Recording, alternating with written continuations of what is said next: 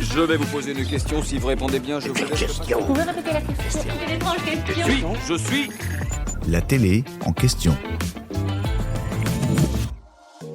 Ce n'est désormais plus un secret. Une grande majorité des divertissements cathodiques est tournée plusieurs semaines, voire parfois même plusieurs mois à l'avance. Koh-Lanta, Pékin Express, The Voice ou encore Top Chef, lorsque ces émissions arrivent à l'antenne, les dés sont déjà presque jetés à l'avance. Et rien de plus horripilant pour les téléspectateurs que de se faire gâcher le dénouement de ces programmes favoris. Heureusement pour eux, les chaînes redoublent d'inventivité pour préserver le mystère sur l'identité des candidats, éliminés ou du gagnant. Alors, comment les productions des émissions de télé évitent les spoils ? 3 recettes s'imposent, la carotte, le bâton et la ruse. D'abord, le bâton, soit l'arme juridique de base soumise aux équipes de tournage et aux candidats, la clause de confidentialité. Dans les jeux quotidiens comme les 12 coups de midi, la production fait également signer au public un contrat particulièrement strict.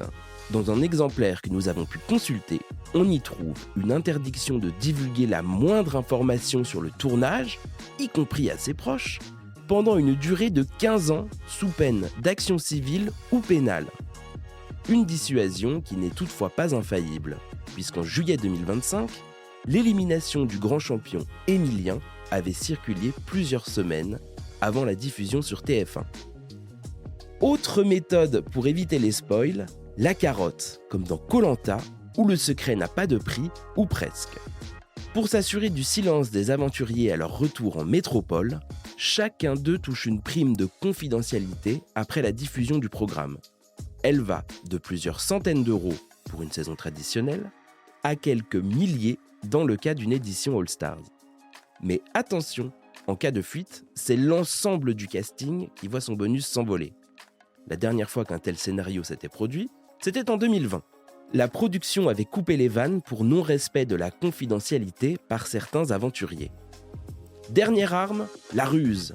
Brouiller les pistes et laisser la magie du montage opérer. C'est par exemple le cas de Masked Singer qui fait sortir le public du plateau lors du démasquage des personnalités.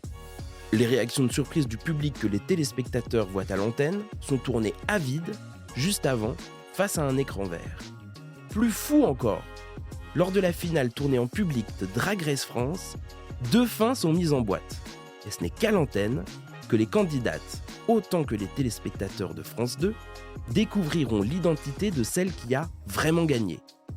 Une méthode redoutable, certes, mais le meilleur moyen de garder le secret jusqu'au bout, c'est encore d'opter pour le bon vieux direct. J'espère que cet épisode vous a plu. Si c'est le cas, abonnez-vous sur votre plateforme d'écoute préférée pour retrouver de nouveaux épisodes chaque semaine. Et si vous en voulez plus, découvrez aussi le ciné en question et les séries en question sur les plateformes d'écoute et téléloisirs.fr.